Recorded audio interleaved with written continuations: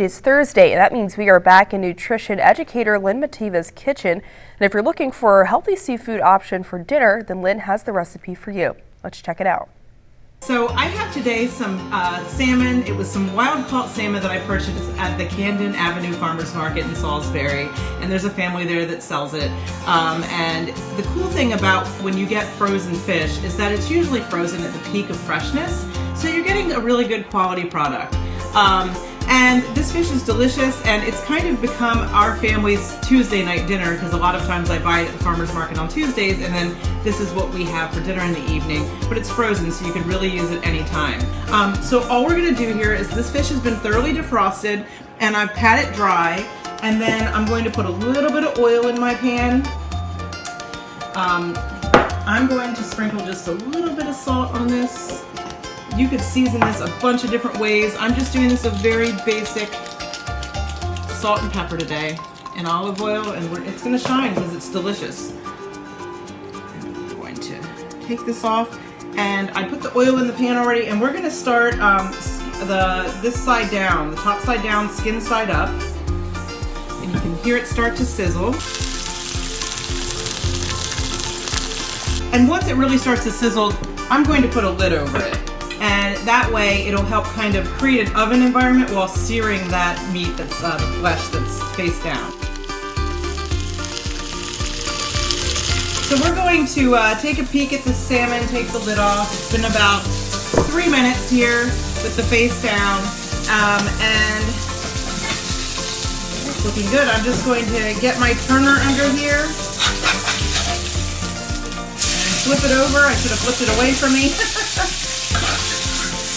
Trying to show you, and that's a beautifully cooked piece of salmon. And then now what I would do, just to kind of speed it up and cook to the center a little better, most people don't eat the skin, so I don't mind if it's not quite as crispy.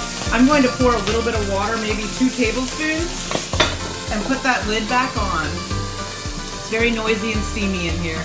But what's happening now is that's helping this fish kind of cook in our little oven we've created over here. I am using cast iron, which I think does a better job on fish. But again, you use whatever pan you have. You don't have to go out and buy special equipment. I always think we've got to use what we have and just figure out how to use them to the best we can. But always keep an eye out at yard sales and things because there's lots of cast iron pans that you can pick up. And then when we pull it off, what we have here is this beautifully cooked fish. Because salmon is a higher fat fish, but it also tends to be a little tastier if it's not overcooked because it does tend to dry out. So I want to make sure it's still kind of creamy in the middle as long as it's cooked up to our temperature of 165 in the middle.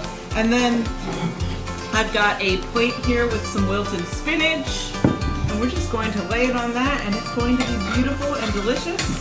Now I pointed out that this is a fillet that's probably big enough for 2 people.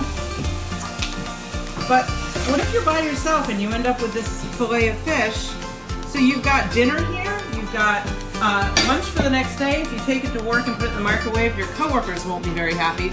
But one of my favorite things to do with this is to break up the leftover salmon and toss it with some scrambled eggs, and it is such a delicious breakfast and a wonderful way to start the day. So I encourage you to go get some, try this, and I hope you enjoy.